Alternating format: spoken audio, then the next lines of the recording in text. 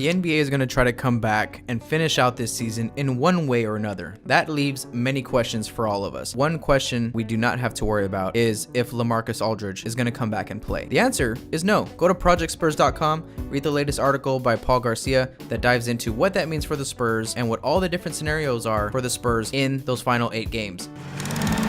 Well, this isn't the first time that the Spurs went into battle without their big gun this season. Actually, 10 games this year without LaMarcus Aldridge. 6 of those games came in the final 7, so the Spurs really did finish out this season playing without LaMarcus Aldridge. Now, any way you want to slice it, losing LaMarcus Aldridge is going to hurt. 2 big reasons why. One, he's a walking bucket. This year he was putting up 18 points per game, 18.9 matter of fact, shooting 49% from the field, taking about 15 shots per game in about 33 minutes. He played 53 games on this season. He was able to get his sweet spots going for us many games in and out this year, and he was just a consistent rock for us whenever he was on the floor. He even started taking a couple threes later on in the season. What LaMarcus Aldridge was doing especially well this year was defending that rim. 87 blocks on the season. To put that in perspective for you, last year was his career high at 107, 20 blocks away. The year before that, he had 90. The year before that, 88 blocks, and he had 87 on this year. He was currently 10th in the league when we let out on hiatus. 14 double-doubles, 7.4 rebounds per game, and that's really where the San Antonio Spurs are going to miss LaMarcus Aldridge, is on the defensive side of the ball, because the way that he was able to protect the rim and change shots is on another level, and without that, that might be one of the biggest holes that we try to fill moving forward into Orlando. LaMarcus Aldridge is out. Well, that means that DeMar DeRozan can take more shots and score more points. No, sorry to tell you, that's not what happens. Though was able to keep his 17 points per game, his efficiency went down just a little bit. I'll tell you what really did happen. DeMar DeRozan put it on his shoulders to get everyone else involved. His assists went from 5.3 to 7.8 in those games. It's a testament to his character as a guy who didn't want the extra shots but wanted everyone else to get better. Now, DeJounte Murray, on the other hand, was able to take these opportunities and run with it. You can tell that the Spurs really let him take advantage of LaMarcus Aldridge not being in the starting lineup with him. DeJounte Murray, you know, he went from taking 8.9 shots per game to 13.2. Now, he was able to keep his efficiency at 47%, so his shot selection didn't change. He kept taking a lot of really good shots at the rim, mid-range, and so on, but he cranked it up a notch when LaMarcus Aldridge went out.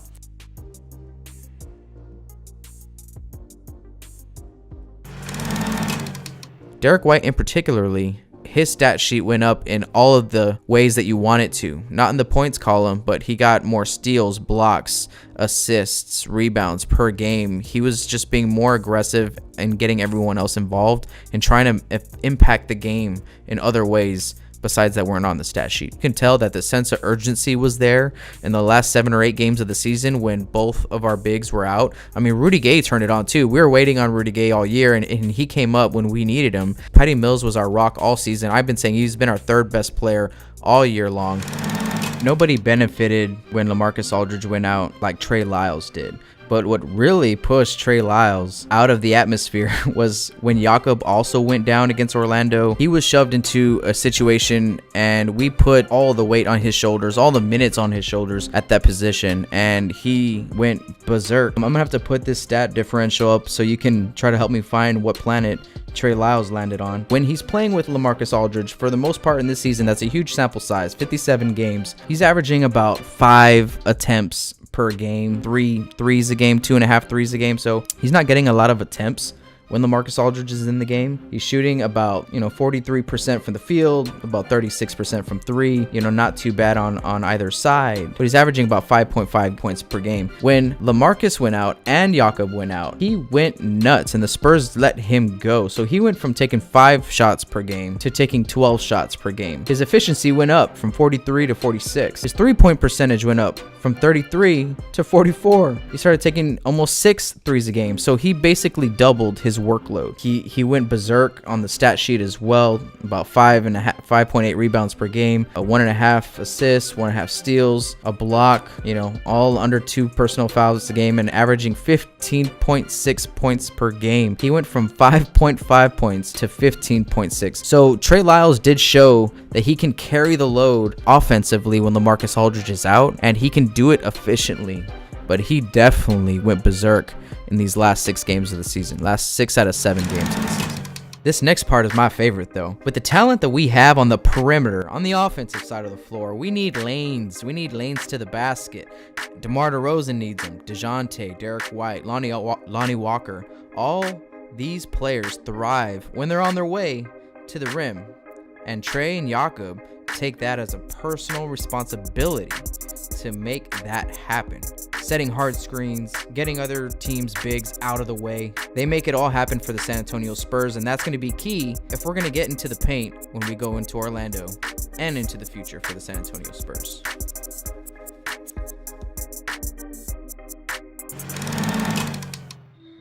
So let's look at a few examples where our bigs struggled when LaMarcus Aldridge was out.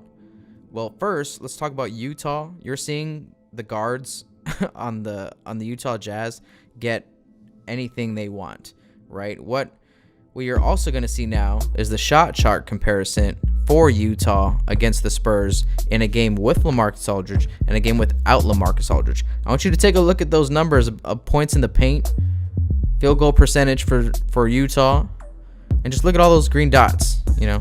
That tells the story right there. Now, what we're going to see here against Chicago is Zach LaVine kind of targeting Jakob Poeltl in crunch time. But here you can see where a guard can really take advantage of Jakob on the perimeter if they're creating the switches. Zach LaVine does a good job of just targeting him here and just going right at him. Now, I like the one-on-one matchup of Jakob and Zach LaVine. I think this night was just Zach LaVine's night. I think Jakob can do just as well of a job as contesting shots out in the perimeter and getting beat and recovering back to the rim as anyone else on our squad. But this night, it hurt us. And Jakob almost made a game-winning block here at the end. Circle, beating by a step, runs into the lane, shot no, and a whistle and a foul. I believe it was a late whistle. The ref made a call on that. I don't see it. I see verticality. But Jakob can hold his own, being switched up on guards, off ball screens, and things like that. Jakob does a pretty good job. Now, Indiana might have a top 4 front court in the NBA in Sabonis and Turner. In my eyes, Trey Lyles does not back down to this challenge here.